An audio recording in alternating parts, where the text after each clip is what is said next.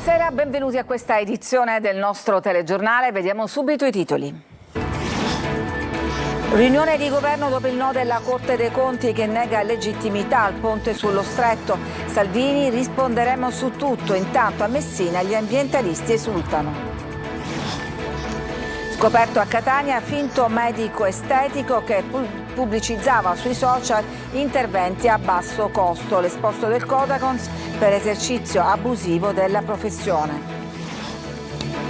Palermo dopo lo sfratto, vive in auto con il suo cagnolino, la pensione non basta, o pago l'affitto, dice, o mangio. Comiso, colombiana alcolizzata, maltrattava la figlia costringendola ad occuparsi della sorellina. La bambina si confida con le maestre e parte la denuncia. Auto rubate usate come ariete per sfondare saracinesche di bar e tabaccherie. Fermata banda di rapinatori che saccheggiava negozi nel Ragusano, 3 arresti. Catania, rinasce piazza Turiferro, gioiello incastonato nel centro storico. Il sindaco Trantino: innamoriamoci di questo luogo per fare ripartire la città. Calcio, Torre del Grifo e del Catania, ma si attende la comunicazione ufficiale della curatela. La squadra intanto prepara la trasferta di Caserta. La sfida di domani in diretta e in chiaro su Telecolor a partire dalle 19:30.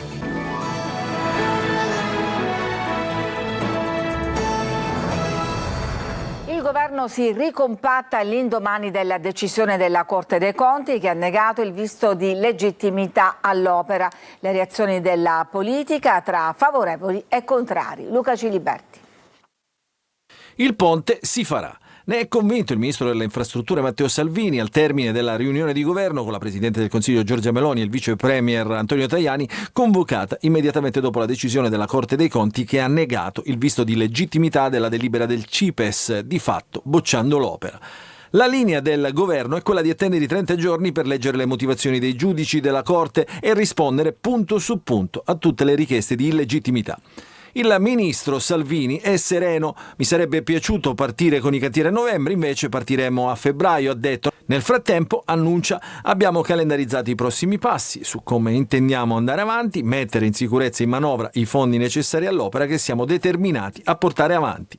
Anche con il parere negativo della Corte dei Conti, infatti, il governo può decidere di andare avanti con il progetto secondo la legge. In caso di rifiuto di registrazione da parte della Corte dei Conti, può chiedere un'apposita deliberazione da parte del Consiglio dei Ministri. Il Consiglio dei Ministri può ritenere che l'atto risponda a interessi pubblici superiori e debba avere corso. A questo punto, però, la Corte dei Conti si pronuncia a sezioni riunite. Queste, qualora non ritengano venute meno le ragioni del rifiuto, ordinano la registrazione dell'atto e vi appongono il visto di riserva. L'atto registrato con riserva ha piena efficacia, ma può dare luogo a una responsabilità politica del governo, spiega la Corte dei Conti. Ma di fatto il ponte da sempre divide. Salvini a caldo ha parlato di scelta politica dei giudici della Corte. Meloni parla di atto di invasione della magistratura, agitando la riforma della giustizia come soluzione definitiva. Durissime le opposizioni. PD, Alleanza Verdi e Sinistra e Movimento 5 Stelle parlano di uno schiaffo alla propaganda del governo, di stop a un carrozzone e di una maggioranza che invoca complotti immaginari per nascondere i propri fallimenti. E intanto a Messina i No Ponte festeggiano. Francesco Triolo.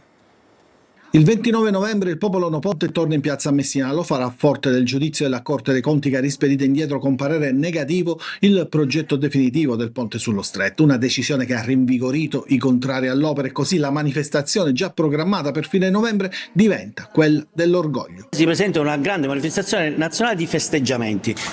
Lo so, sembra troppo presto gridare alla vittoria, però è la prima volta dopo tanto tempo che riusciamo, a far sì che un ente terzo possa esprimersi sul ponte. Finora hanno giocato facile, hanno avuto pareri favorevoli di enti governativi o di nomina governativa. Questa volta, per la prima volta, appena hanno avuto un ente terzo, il progetto si è bloccato.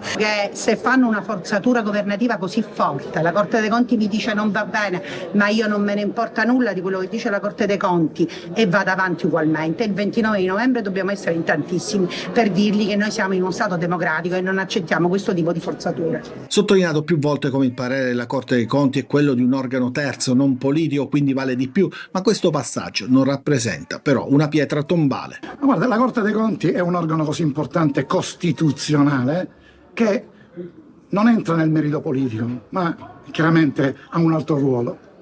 La cosa terribile è la reazione a caldo di Salvini e della Meloni, che chiaramente questi organi sono di intralcio al loro cammino.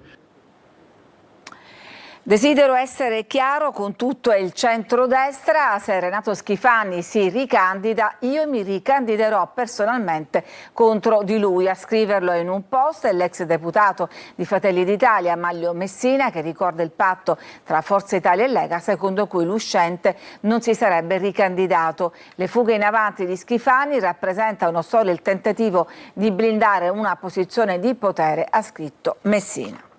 Siamo adesso alla cronaca. A Catania ha scoperto un finto medico estetico che pubblicizzava sui social interventi a basso costo. Giusy Lazzara. I prezzi erano più che convenienti, i ritocchini di labbra, rughette e persino della gobba sul naso erano a portata di tutti, ma la truffa era servita. A operare gli interventi estetici era un catanese al secondo anno di medicina, a suo dire, che aveva messo su un ambulatorio abusivo a casa, dove trattava i pazienti con punturine e cerotti. E dire che i clienti non mancavano al dottor B, così era conosciuto sui social. La segnalazione arrivata al Codacons ha fatto scattare un esposto da inviare alla procura per esercizio abusivo della professione, lesioni e truffa. In una nota il Codacons mette in guardia sulla crescente diffusione di attività sanitarie abusive promosse sui social che rappresentano un pericolo per la salute pubblica e un inganno ai danni dei cittadini. È ancora aperta l'inchiesta dopo la morte della 22enne Margaret Spada di Lentini, che aveva scelto su TikTok l'ambulatorio privato a Roma dove fare la rinoplastica. La procura ha aperto un'inchiesta per omicidio colposo e indagato i 2 medici che avevano operato.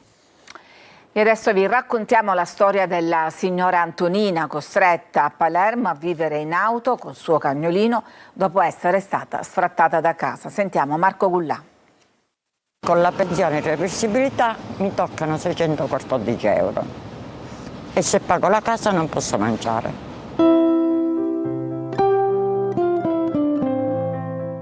Lei si chiama Antonina, ha 63 anni e da circa 2 mesi vive nella sua auto a Palermo. Non può pagare casa, è stata sfrattata e al momento non ci sono alternative perché per essere accolta in un istituto o una REMS dovrebbe rinunciare al suo amato cagnolino. Una che non c'è mai passata a vivere questa situazione da incubo. Cioè, non ci avrei mai creduto. Una vita dignitosa la sua, poi la morte del marito ha stravolto tutto e allora la decisione di vivere in auto. Ed ecco qual è il momento peggiore della giornata. La sera, quando ci sono tutte le autoambulanze che passano di qua, che non riesce a dormire. Considerando anche il fatto che siamo alle porte del prossimo inverno e comunque non dovrebbe esistere nel 2025 una condizione di questo tipo. Per cui noi quello che chiediamo all'amministrazione comunale tutta, quindi da abitare sociale ai servizi sociali, chiediamo di lavorare per andare a modificare questa strettoia. Mio marito lavorava e io campavo benissimo, non mi mancava niente, la casa pagavo, tranquilla.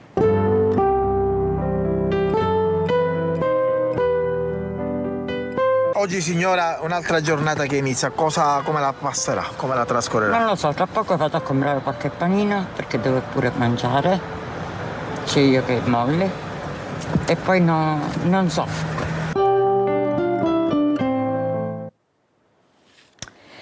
Picchiava la figlia e la costringeva ad occuparsi di una sorellina. La bambina però ha raccontato tutto alle maestre ed è partita la denuncia. Desiree Ferlito.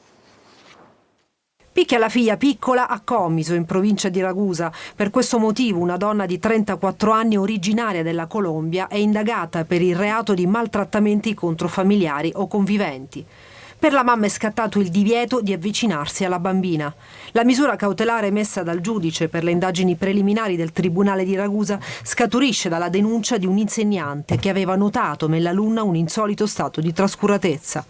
La piccola, sollecitata dalle maestre, ha raccontato di non vivere in un clima sereno, poiché costretta a subire dalla madre, consumatrice abituale di alcolici, continue vessazioni e minacce e di doversi sempre occupare della sorellina ancora più piccola. Circostanze poi confermate anche dalla nonna della minore. Sulla base degli elementi raccolti, la procura ha richiesto e ottenuto l'applicazione della misura cautelare. misura che è stata poi emessa dal giudice per le indagini preliminari ed eseguita dal personale della squadra mobile di Ragusa. La bambina è stata affidata alla nonna paterna e sarà seguita dai servizi sociali competenti.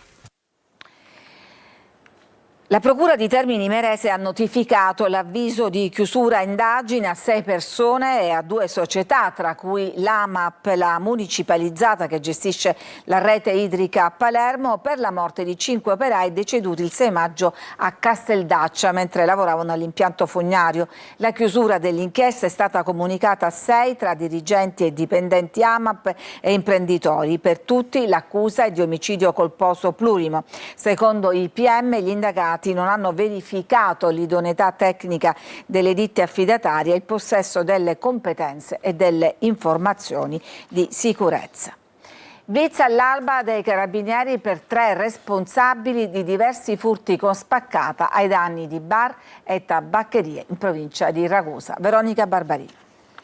Rubavano le auto in provincia di Siracusa e le usavano come ariete per sfondare porte e saracinesche di bar e tabaccherie tra Ispica e Modica. Una volta dentro, arraffavano tutto ciò che potevano in pochi minuti, dai registratori di cassa ai tagliandi di gratta e vinci. Colpi rapidi ma con danni sproporzionati rispetto al valore della refurtiva. Poi la fuga verso le campagne di Rosolini. L'episodio più grave risale allo scorso gennaio, quando alle 4 del mattino i titolari di un bar di Ispica, svegliati dal rumore, erano intervenuti sul posto sorprendendo i ladri. Ne seguì una lite violenta, durante la quale i 2 proprietari rimasero contusi. Dopo mesi di indagini, coordinate dalla Procura della Repubblica di Ragusa e condotte dai carabinieri della compagnia di Modica e della stazione di Ispica, i 3 presunti responsabili sono stati identificati e all'alba di oggi sono stati bloccati dai militari, con il supporto della stazione di Rosolini e delle unità cinofile specializzate nella ricerca di armi arrivate da Catania. Il GIP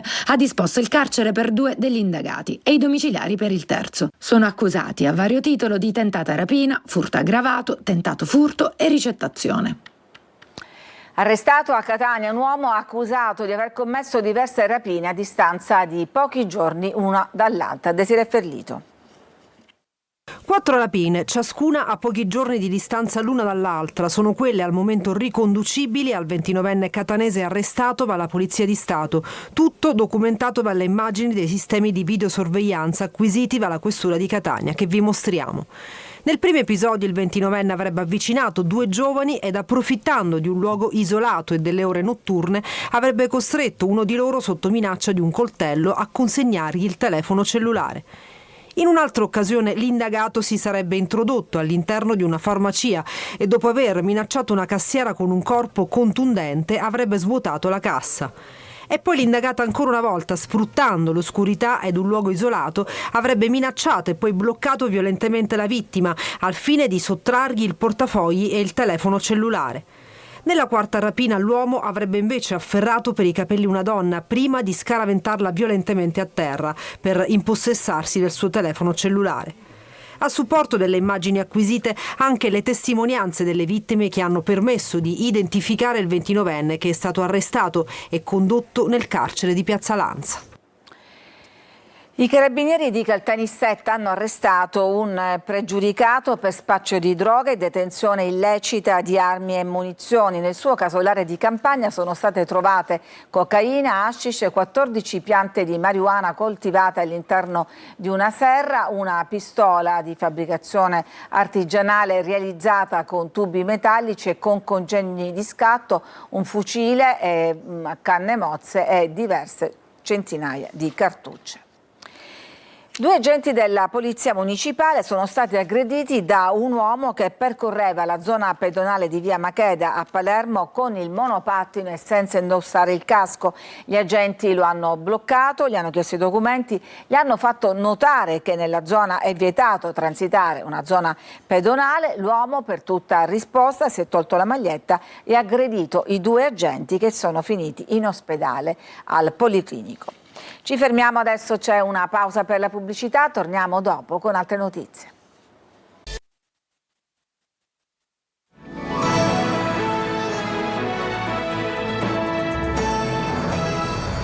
Il Dipartimento regionale della Protezione Civile ha diramato per domani un'allerta meteo gialla su tutta la Sicilia, previste piogge da sparse a diffuse a prevalente carattere di rovescio temporale, in particolare sui settori orientali. Stiamo a Catania, dal cemento al verde rinasce Piazza Turiferro, un gioiello incastonato nel centro storico. Sentiamo Tonino De Mana. Il sindaco Trantino che passa, sorridente sotto l'impianto di nebulizzazione. Tanto verde attorno, nuovi arredi ed un moderno impianto di illuminazione. Eccola, la rinnovata piazza Turiferro, storicamente conosciuta come piazza Spirito Santo. Da cemento ed asfalto di un'anonima area di parcheggio, peraltro scarsamente curata, ad un gioiello incastonato nel centro storico di Catania. Un motivo di vanto per il sindaco Trantino. Pensiamo a cos'era questa piazza fino a un anno fa. Era culla di degrado, di insicurezza. Adesso guardiamola e cerchiamo di innamorarci tutti quanti, perché solamente attraverso un innamoramento noi concittadini possiamo esprimere il nostro desiderio di far ripartire la Catania. L'intervento, per un valore complessivo di 1,5 milioni di euro, originariamente previsto con fondi PNRR, successivamente garantito dal governo nazionale attraverso altre linee di finanziamento comunitario, ha rigenerato la piazza coniugando tradizione e modernità. Bella è bella, accogliente è accogliente, ma c'è un ma, ed arriva direttamente dalla gente. Speriamo che duri e che questo verde possa essere mantenuto e non trovare le bottiglie rotte come ogni mattina davanti ai negozi. La piazza è molto bella, effettivamente era da tempo che non si vedeva una cosa così meravigliosa, però speriamo che duri, perché io ho l'impressione che a giorni ne vedremo delle belle. Speriamo che i nostri intervistati vengano smentiti.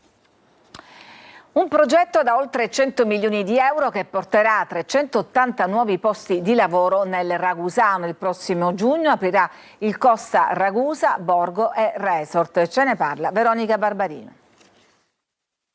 2 strutture di lusso con oltre 530 camere immerse in 90 ettari di natura, tra ulivi e mare, circa 380 nuovi posti di lavoro, un investimento di oltre 100 milioni. Sono alcuni dei numeri del nuovo Costa Ragusa, Borgo e Resort, che nascerà nel 2026 in uno dei tratti più affascinanti della costa iblea, dove un tempo sorgeva il Club Med Camarina, simbolo di un'epoca ormai passata. Il nuovo polo del turismo di lusso nascerà grazie ad Arrov Global Italia, in partnership con Mangias Hotels and Resort, pronti a ridare nuovo e continuo prestigio all'area ragusana. La Sicilia è tra le regioni italiane più attrattive dal punto di vista turistico e in particolare il territorio di Ragusa ha tantissime potenzialità e quindi è un territorio che si presta anche ad allungare la stagionalità. Sono aperte le selezioni per il personale da impiegare nelle principali aree operative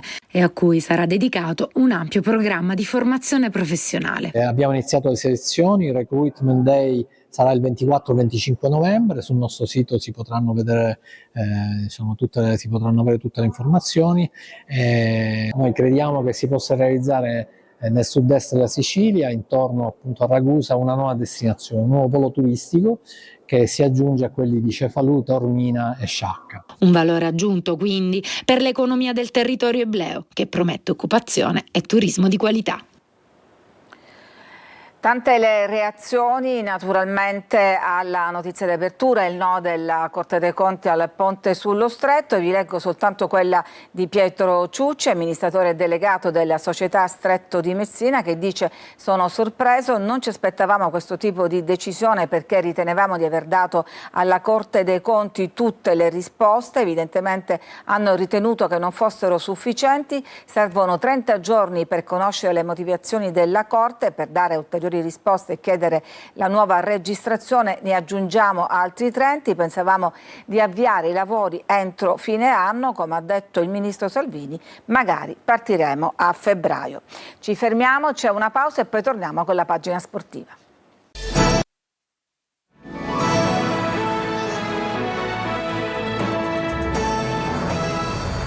Il centro sportivo di Torre del Grifo e del Catania, in assenza di offerte migliorative, dopo la gara vinta dal club rosso-azzurro, è in attesa della PEC ufficiale. La squadra intanto prepara la trasferta di Caserta. Marco Carli.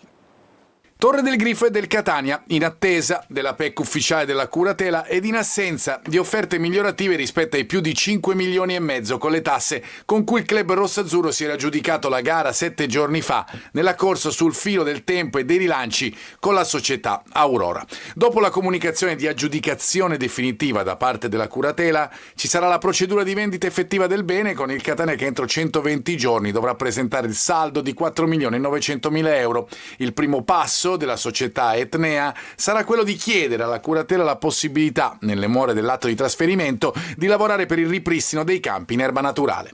Intanto la squadra si prepara al match con la Casertana che andrà in scena venerdì alle 20:30, diretta su Telecolor in chiaro a partire dalle 19:30. Toscano, come detto in conferenza, ha tante alternative, 2 per ruolo. Forse l'unica parte in cui mancano è sugli esterni, soprattutto dopo l'infortunio di Raimo, e la società avrebbe individuato proprio in quella zona del campo un intervento sul mercato a gennaio per dare alternative a Casasola e Donnarumma. Il mercato è lontano però. La Casertana, squadra valida che ha fatto un buon avvio di campionato, è invece vicinissima. Toscano, che confida molto sulle alternative già in rosa, dovrebbe però insistere sull'11 di partenza visto nelle ultime gare, tappa importantissima per il tecnico, quella del Pinto. Io ho detto ai ragazzi poi di togliere il file delle 2 partite in casa perché bisogna inserire un altro file, sarà un'altra gara diversa.